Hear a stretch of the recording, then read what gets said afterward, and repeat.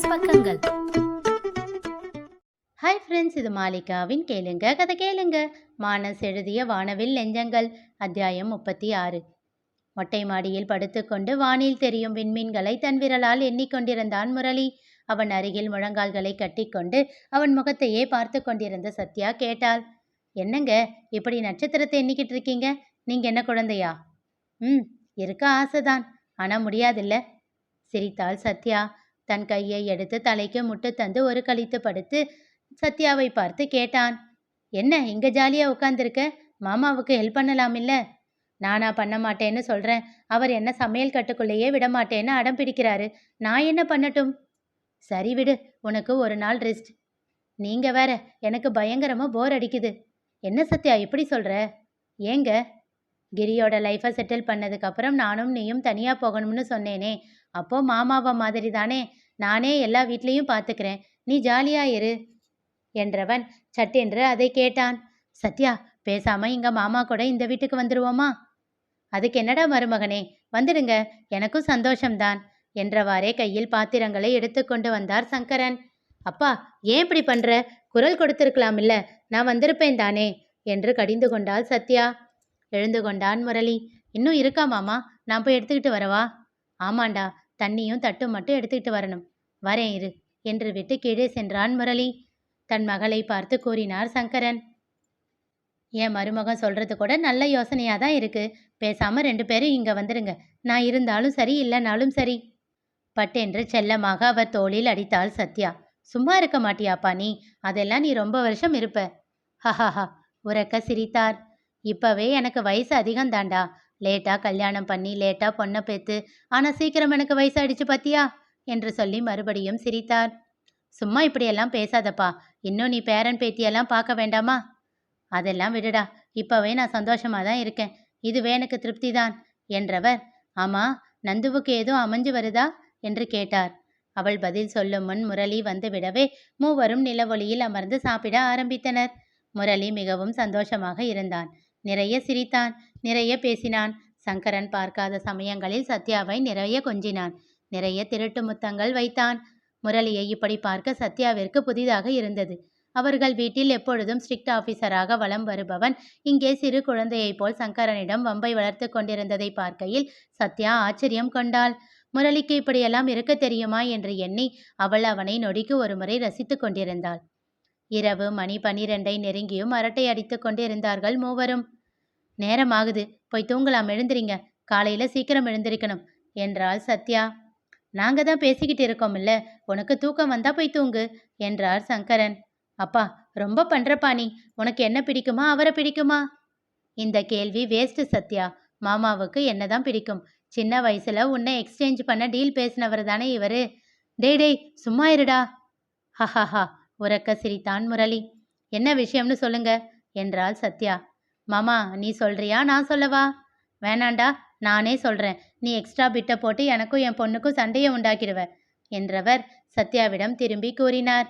சின்ன வயசுல ஒரு நாள் ஸ்கூல் ஆனுவல் டே ப்ரோக்ராம்ல நீ டான்ஸ் ஆடினதை பார்த்துட்டு உமா என்கிட்ட கேட்டா, அண்ணா உனக்கு தான் பையன் இல்லை தானே, என் பசங்களில் ஒன்று எடுத்துக்கிட்டு சத்யாவை எனக்கு கொடுத்துடு அப்படின்னு கேட்டா. அதுக்கு என்ன, தாராளமாக கூட்டிகிட்டு போன்னு சொன்னேன். ஆனால் அதுக்கு பதில் ஏதோ ஒரு பையனெல்லாம் கொடுக்கக்கூடாது அப்படின்னு உன் அம்மா சொன்னா. ஆமாம், எங்களுக்கு முரளி தான் வேணும். முரளியே எங்களுக்கு கொடுக்கறதா இருந்தால் சத்யாவை நாங்கள் உங்களுக்கு கொடுக்குறோம் அப்படின்னு நான் சொன்னேன். உடனே ஜோதி, அது எப்படி முடியும் அப்படின்னு சொன்னான். முரளியை எல்லாம் கொடுக்க முடியாது அப்படின்னு உமாவும் சண்டை போட்டா. சிரித்தான் முரளி. அன்னைக்கெல்லாம் எனக்கு எவ்வளோ சந்தோஷமா இருந்தது தெரியுமா என்றான். அது சரி, ஆனா அம்மா இவரை வேணும்னு கேட்டாங்களா? ஆச்சரியமா இருக்குப்பா. அவங்களுக்கு தான் இவரை பிடிக்காதே சொல்லிவிட்டு சட்டென்று தன் தந்தையின் முகத்தை பார்த்தாள். அவர் சொல்ல வேண்டாம் என்று சொல்லி கொண்டிருந்ததை கவனிக்காமல் சொல்லிவிட்ட தன் மடத்தனத்தை எண்ணி தன்னைத்தானே திட்டிக் கொண்டாள் சத்யா. ஆனால் முரளி அதனை கண்டுகொண்டதாகவே தெரியவில்லை. இல்ல சத்யா, சின்ன வயசுல எல்லாம் அத்தைக்கு என்னை ரொம்ப பிடிக்கும். எப்பவும் என்னை இழுத்து மடியில உட்கார வச்சு கொஞ்சிக்கிட்டே இருப்பாங்க.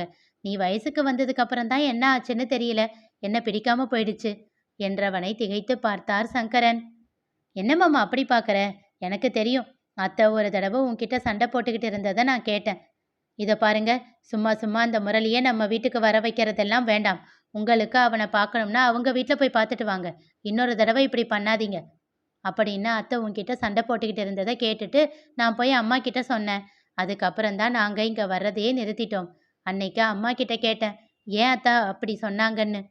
சத்யா பெரிய பொண்ணு ஆகிட்டா இல்ல, அதனால தான் அத்தை அப்படி சொல்லியிருப்பா அப்படின்னு அம்மா சமாதானம் சொன்னாங்க. ஏன் மாமா, அதனால தான் அப்படி சொன்னாங்களா? அவர் எதுவும் பேசவில்லை. அப்பா, அவர் சொல்றது உண்மையா? சின்ன வயசுல அம்மாவுக்கு இவரை பிடிக்குமா? அப்புறம் ஏன் பிடிக்காம போச்சு? விரக்தியாக புன்னகைத்தார் சங்கரன். உனக்கு ஞாபகம் இருக்கா சத்யா? உனக்கு சடங்கு பண்ண அன்னைக்கு மாமன் முறை செய்ய தங்கவேல் மாமா பண்ண அலப்பற ஞாபகம் இருக்கா? அதில் எனக்கு கொஞ்சம் கோபம். ஃபங்க்ஷன் எல்லாம் முடிஞ்சதும் உன் அம்மா கிட்ட சண்டை போட்டேன். உன் அண்ணன் பெரிய கொம்பனா, அவன் வீட்டோட இருக்கட்டும். நம்ம வீட்டுக்கு வந்து ஆடுற ஆட்டம் எல்லாம் வேண்டாம். உனக்காகத்தான் பார்த்தேன். இல்லைனா எனக்கு முறை செய்ய வேற ஆள் கிடைக்காதா? ஜோதியை கூப்பிட்டா போதும், ஓடி வந்து எல்லாத்தையும் செஞ்சு கொடுப்பான். என்ன பேசுறீங்க நீங்க? நட்புக்காக பேசுகிற பேச்சு எல்லாம் சொந்தம் ஆகிடுமா? என்ன கீதா இப்படி பிரித்து பேசுகிற? இதை பாருங்க, விளையாட்டாக பேசுகிற பேச்செல்லாம் நடைமுறைக்கு ஒத்து வராது. ஏன் ஒத்து வராது? நான் சத்யாவை முரளிக்கு கல்யாணம் கூட பண்ணி கொடுப்பேன். அதுக்கு நான் ஒத்துக்க மாட்டேன். ஏன்? முரளிக்கு என்ன குறைச்சல்? ஆமாம், அவங்க வீட்டில் எதுதான் குறைச்சல் இல்லை? எதுக்கு? அவனுக்கு கல்யாணம் பண்ணி கொடுத்து அந்த கூட்டத்தில் போய் என் பொண்ணு கஷ்டப்படவா? ஒத்த பொண்ணா ராஜகுமாரி மாதிரி வளர்த்துட்டு இன்னும் கணக்கே இல்லாமல் குழந்தைங்களை பெற்றுக்கிட்டு இருக்கிற அந்த வீட்டில் அவளை தள்ளிவிட போறீங்களா? இதை பாருங்க, அது நான் இருக்கிற வரைக்கும் நடக்காது. வேணாம் கீதா, நீ ரொம்ப பேசுகிற. இப்படி ஆரம்பித்த சண்டை தான் அதுக்கப்புறம் உன்னை வீட்டுக்குள்ளேயே விடக்கூடாதுன்னு சத்தம் போட்டுக்கிட்டு இருந்தா. உங்ககிட்ட பேசுறத கூட நிறுத்திக்கிட்டா. ஓ என்றான் முரளி அமைதியாக. சத்யாவிற்கு கீதா கூறிய வார்த்தைகள் நினைவுக்கு வந்தன. இதை பாருடி, அப்பா சொல்றாருன்னு எந்த பையனும் கல்யாணம் பண்ணிக்க ஒத்துக்க கூடாது. நான் சம்மதிச்சாதான் ஒத்துக்கணும், புரியுதா? அம்மா, எனக்கு என்ன வயசாகுது? அதுக்குள்ள கல்யாணத்தை பற்றியெல்லாம் பேசுகிற? சொல்ல முடியாதுடி. உன் அப்பா உன் மனசில் இப்போ இருந்தே ஆசையை வளர்த்தாலும் வளர்த்துடுவார். என்ன ஆசை? அதெல்லாம் எதுக்கு? நான் சொல்கிறத மட்டும் கேளு. அதன் பிறகு ஒரு நாள் ஊருக்கு செல்கையில் பரஞ்சோதி கேட்டதாக சொல்லி எதையோ வாங்கி வந்தார் சங்கரன். சத்யாவிடம் தந்து முரளியின் வீட்டில் தர சொன்னார். அதற்கு சண்டையிட்டு அவரிடமே தந்து, நீங்களே போய் கொடுங்க, அவளை எல்லாம் அங்கு அனுப்பக்கூடாது என்று சண்டையிட்டு விட்டு அவளை இழுத்து கொண்டு சென்று விட்டார் கீதா. அப்போது அவளிடம் கூறினார், இதோ பாரடி, முரளிக்கிட்ட எல்லாம் எப்பவும் பேசக்கூடாது, புரியுதா? அவனா பேசினாலும் பேச்சை வளர்த்துக்க கூடாது. அப்பா சொன்னாலும் கேட்கக்கூடாது. முரளியோட அப்பா அம்மா பேச முயற்சி பண்ணாலும் பேசக்கூடாது. அவளுக்கு ஏனென்றால் புரியவில்லை. சரி என்று தலையாட்டினாள். ஆனால் முரளியோ அவன் அம்மா அப்பாவோ அவளிடம் பேச என்றுமே முயற்சி செய்ததில்லை. எங்கேயேனும் பார்த்தால் உமா ஒரு சிறு புன்னகையோடு கடந்து சென்று விடுவார், அவ்வளவுதான். பின் ஒரு வருடத்திலேயே உடல்நிலை சரியில்லாமல் இருந்து விட்டார் கீதா. அதன் பிறகு சங்கரன் அவளை விடுதியில் சேர்த்துவிட அவர்களை எல்லாம் பார்க்கும் சந்தர்ப்பமே இல்லாமல் போய்விட்டது அவளுக்கு. அதன் பிறகு அவர்களும் இறந்துவிட அவர்களை பற்றிய எண்ணமே இல்லாமல் தான் இருந்தாள். சங்கரன் சத்யாவை முரளிக்கு திருமணம் செய்ய முடிவு செய்தபோது கூட அவள் அம்மாவின் வார்த்தைகள் மனதிற்குள் இருந்து கொண்டேதான் இருந்தன. அதை பற்றி கூறினால் சங்கரன் எப்படியும் ஏற்றுக்கொள்ள மாட்டார் என்று தெரியும். காரணம் கேட்பார். இவளிடம்தான் காரணம் இல்லையே, அவள் அம்மாவும் சொல்லவில்லையே. அதனால்தான் அதை பற்றி வெளியே சொல்லாமல் அப்படியே விட்டுவிட்டாள். இன்றுதான் அதற்கான காரணம் புரிந்தது. ஆனால் எந்த காரணத்திற்காக அம்மா அந்த வீட்டிற்கு தன்னை அனுப்பக்கூடாது என்று எதிர்த்து நின்றாரோ அதே காரணத்தை சொல்லியே தன்னை திருமணம் செய்து அந்த வீட்டிற்கு அனுப்பி வைத்திருந்தார் சங்கரன். உண்மையில் அவளுக்கு அதில் வருத்தம் இல்லை. அன்றைக்கு அவள் அம்மா காரணத்தை கூறியிருந்தாலும் அதை அவள் ஏற்றுக்கொண்டிருந்திருக்க மாட்டாள். ஏனெனில் தனிமையில் வாழ்ந்தவளுக்கு அந்த கூட்டத்தில் இருக்க பிடித்துதான் இருந்தது. எப்போதும் அவளையே சுற்றி சுற்றி வரும் பிள்ளைகள் அவளுக்கு எப்பவுமே உயிர்தான். கிரியின் திருமணத்திற்கு பிறகு தனியாக செல்ல வேண்டும் என்று முரளி சொல்லி கொண்டிருப்பதில் கூட அவளுக்கு விருப்பமில்லை. அந்த காலம் வரும்போது முரளியிடம் அதற்கு எதிர்ப்பு தெரிவிக்கவே எண்ணியிருந்தாள். ஆனால் இன்று அதில் சிறு மாற்றம் நிகழ்ந்ததாக உணர்ந்தாள். தனியாக இருக்கும்போது முரளியின் நடவடிக்கைகள் பார்த்து அவனுக்காக ஒத்துக்கொள்ளவே முடிவு செய்திருந்தாள். இப்போது அம்மாவின் விருப்பத்தையும் கேள்விப்பட்ட பின் அவள் மனதில் குழப்பம் படர்ந்தது. சரி, எப்படியோ நடக்கட்டும். இன்னும் அதற்கு வருடங்கள் இருக்கின்றன. அதற்குள் இதை பற்றி ஏன் இப்போதே யோசிக்க வேண்டும் என்று தன் சிந்தனைகளை ஒதுக்கி வைத்தாள் சத்யா. இனி நிகழப்போவது என்ன தெரிந்து கொள்ள தொடர்ந்து கேளுங்க. கதை கேளுங்க. மீண்டும் சந்திப்போம்.